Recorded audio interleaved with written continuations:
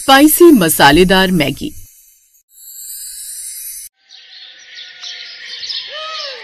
रोहन को बाहर का चटपटा खाना खाने की काफी ज्यादा आदत थी और उसकी इस आदत से उसके सारे घर वाले बहुत ज्यादा परेशान रहा करते थे। लेकिन रोहन किसी की भी बात कभी भी सुनता ही नहीं था। ऐसे ही एक दिन उसकी माँ उमा उससे कहती है, अरे रोहन, तू काम से आ गया, चल जल्दी से खाना खा ले ताकि मैं बर्तन साफ करके आराम कर सकूं। वैसे भी लेट सोना और खाना खाना सही नहीं होता है।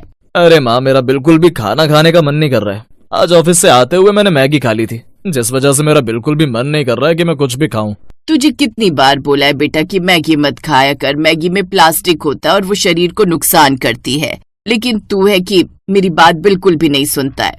माँ, ऐसा कुछ नहीं होता है, मैगी में प्लास्टिक नहीं होती है, ये तो सिर्फ कहने की बातें होती हैं। और आपको तो पता ही है कि आपके बेटे को तीखी मैगी कितनी ज्यादा पसंद है, इसीलिए ज्यादा कुछ मत सोचिए।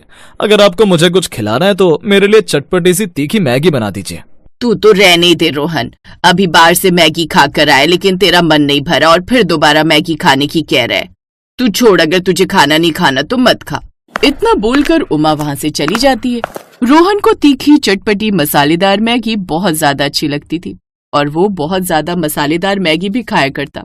अगर उसे खाने में कोई कुछ और दे दे तो वो खाने में कोई न कोई नुक्स निकाल दिया करता था ताकि उसे मैगी खाने को मिल सके। ऐसे ही एक दिन रोहन अपनी माँ उमा से खाना खाते हुए डाइनिंग टेबल पर बैठकर कहता है, माँ, आपने कैसी मैगी बनाई है? इसमें तो बिल्कुल भी स्वाद नहीं है और ये कितनी गंदी लग रही है। इसमें तो तीखा बिल्कुल भी नहीं है, थोड़ा मिर्ची डाल दीजिए। तभी रोहन की भाभी, जो कि टेबल पर बैठकर खाना खा रही थी, उसने चाकू उठाया और हरी मिर्च काट कर रोहन की मैगी में डाल दी और कहा, देवर जी, अब ये मैगी और स्पाइसी हो गई है, इसलिए माँ जी को परेशान मत कीजिए और अब आप इस मैगी को खा लीजिए। मैं जानती हूँ आपको तीखी स्पाइसी मैगी खाना बहुत ज्यादा पसंद है, पर आपको ये सोचना चाहिए कि आपको ये मैगी नुकसान भी कर सकती है। रोहन इस बात का कोई भी जवाब नहीं देता और मैगी खाने लगता है। ऐसे ही कुछ दिन गुजरते और एक दिन रोहन एक लड़की से मिलने के लिए जाता है जो उसे डेटिंग ऐप पर मिली थी। वैसे आपको खाने में क्या पसंद है? अगर मुझसे पूछा जाए तो मुझे तीखी मैगी बहुत ज्यादा अच्छी लगती है। I just love spicy Maggi. माफ करना, पर मैं तीखी मैगी नहीं खा सकती। इनफैक्ट अगर मैं कुछ भी तीखा खाती हूँ तो बीमार पड़ जाती हूँ। I hate spicy Maggi. हे भगवान, इस लड़की को स्पाइसी मैगी बिल्कुल भी पसंद नहीं है। अगर इस लड़की को मेरी पसंद ही पसंद नहीं तो ये मुझे कैसे पसंद कर सकती है? बेटा रोहन, जल्दी से कोई ना कोई बहाना बना और निकल यहाँ से। रोहन अब कोई बहाना बनाकर वहाँ से चला आता है क्योंकि उसे तो ऐसी लड़की चाहिए थी जिसे खाने में तीखा पसंद हो। ऐसे इस बात को एक हफ्ता गुजर जाता है कि तभी एक दिन एक लड़की मिताली का रिश्ता रोहन के लिए आता है और रोहन कहता है, माँ, मुझे शादी करने में कोई दिक्कत नहीं है, पर पहले ये पता कर लेना कि वो तीखी मैगी खाती भी है या नहीं। हाँ बेटा, उसे तीखा बहुत ज्यादा अच्छा लगता है, तुम्हें ज्यादा चिंता करने की जरूरत नहीं है और तुझे और तीखे पीछे स्वाद को वो बहुत अच्छे से संभाल लेगी।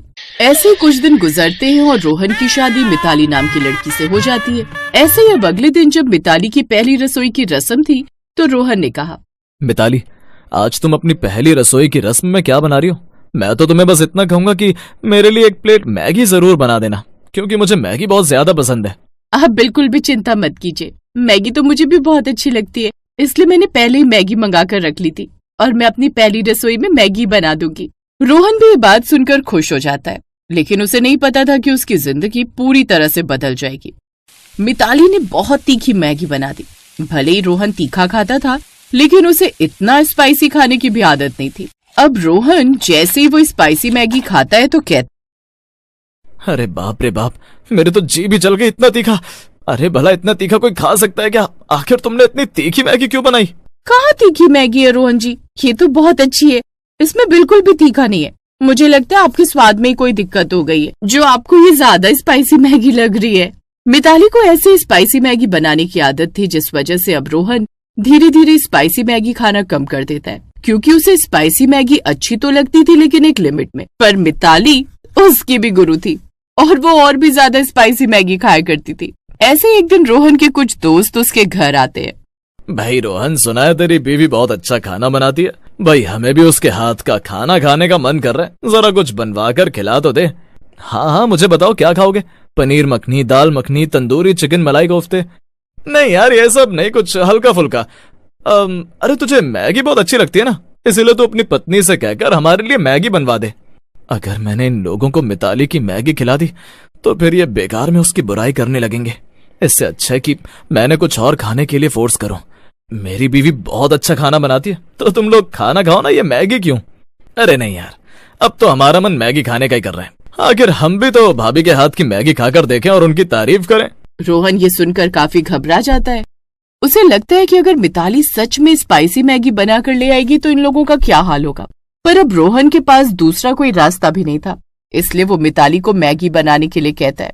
रोहन घबरा रहा था, लेकिन सब कुछ उल्टा होता है। जैसे ही मिताली मैगी बनाकर लाती है और सभी लोग उसके हाथ की मैगी खाते हैं तो अरे वाह मिताली भाभी, ये मैगी तो बहुत अच्छी बनी है, न ज्यादा तीखी न फीकी, बिल्कुल परफेक्ट। सच में भाभी, ये मैगी खाकर मजा ही आ गया।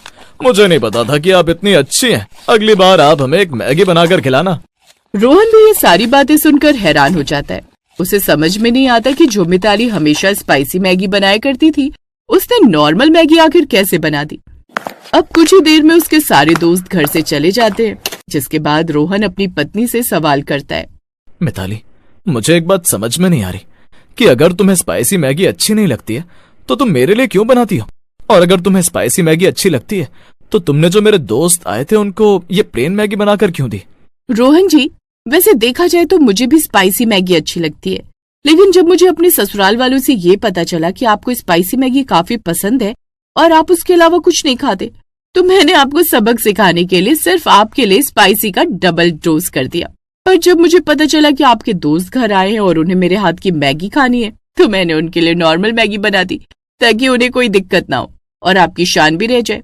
लेकिन रोहन जी, इतना तीखा खाना अच्छा नहीं और सिर्फ मैगी खाना भी अच्छा नहीं।